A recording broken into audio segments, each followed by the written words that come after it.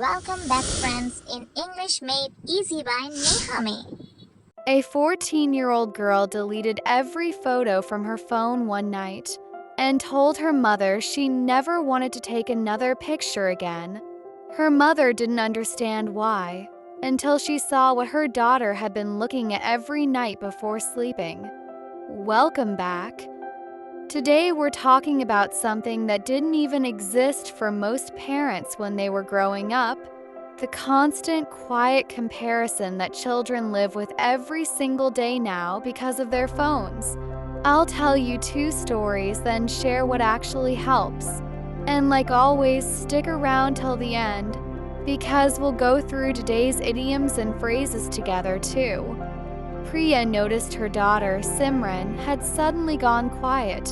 Simran was 14, always loved taking photos, always excited to show her mother her outfits, her artwork, her school events.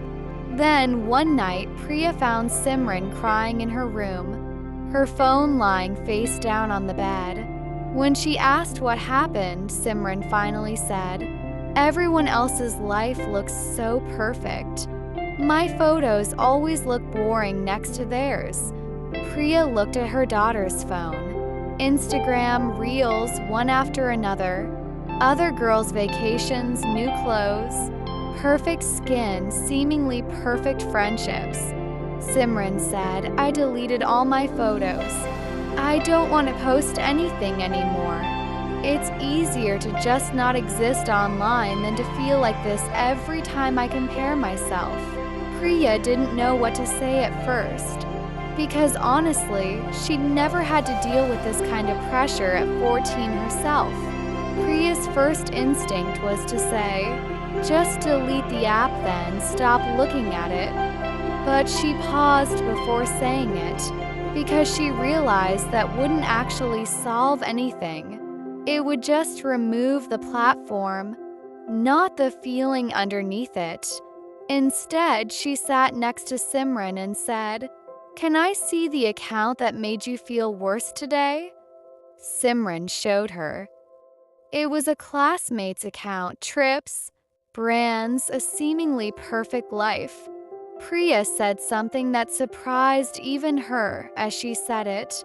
"You know, I used to do the exact same thing, compare my life to my cousins, my colleagues, my neighbors. Nobody posts their bad days.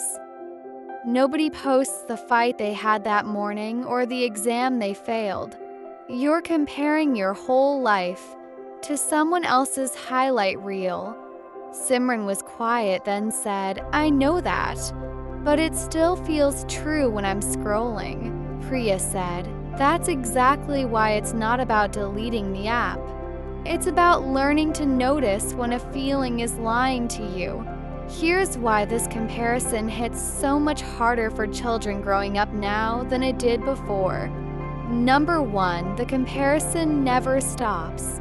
Earlier generations compared themselves to a handful of people around them. Today's children are comparing themselves to hundreds of curated, edited lives every single day, all day.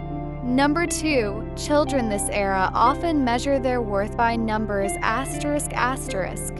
Likes, followers, comments, these turn into a silent scoreboard that many kids check constantly, even if they never say it out loud to a parent.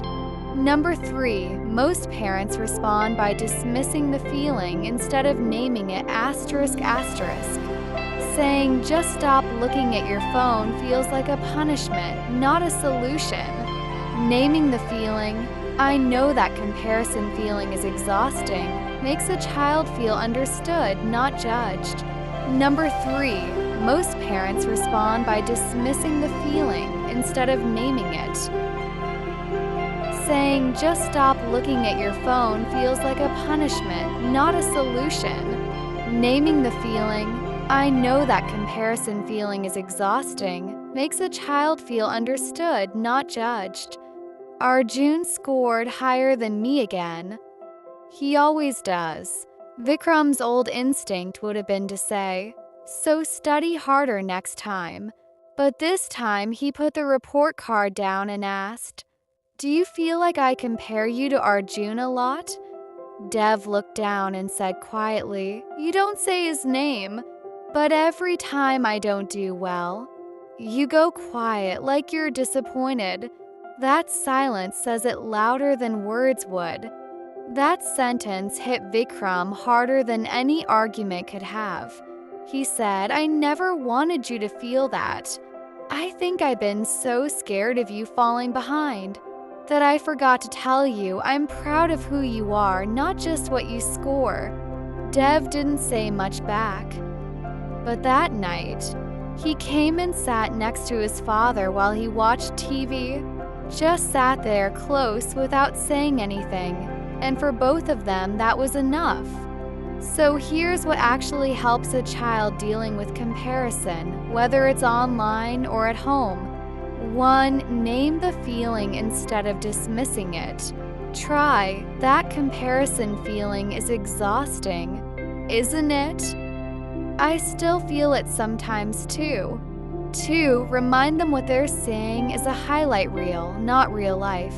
Try, "Remember, nobody posts their bad days. You're comparing your full life to someone's best 5 minutes." 3. Say their worth out loud, without a comparison attached. Try, "I'm proud of who you are," and stop the sentence there. Don't add "even though" or "but," for watch your silences, not just your words. Children notice disappointment in silence just as much as in words. If you're disappointed about something small, saying it out loud is often kinder than letting silence do the talking. Now, as promised, let's go through today's phrases, one at a time. 1. Highlight reel. This means the best, most exciting moments of someone's life, usually what people show on social media, not the full, ordinary reality of their day-to-day life. 2. A feeling is lying to you. This means a feeling can feel completely true and real, even when it isn't based on the full truth. Like feeling not good enough just from scrolling, even though it isn't actually true. 3. A silent scoreboard. This means constantly keeping track of something like likes or grades, the way you track points in a game, even if nobody's saying the score out loud, for that silence says it louder than words would. This means silence itself can communicate a feeling like disappointment or anger, even more strongly than actually speaking. 5. Falling behind. This means not keeping up with others in progress or achievement, often used about school, work, or career. That's 5 for today. Try noticing this week if you ever compare your life to someone's highlight reel, and remind yourself gently that it's not the full picture. If this episode reminded you of your own child or even your own childhood, try saying just one sentence today. "I'm proud of who you are." Full stop. No but. Tell me in the comments, was it Simran's story or Dev's story that hit you harder today? And if you felt this comparison pressure yourself at any age, share it below. Your story might become the next episode. See you in the next one.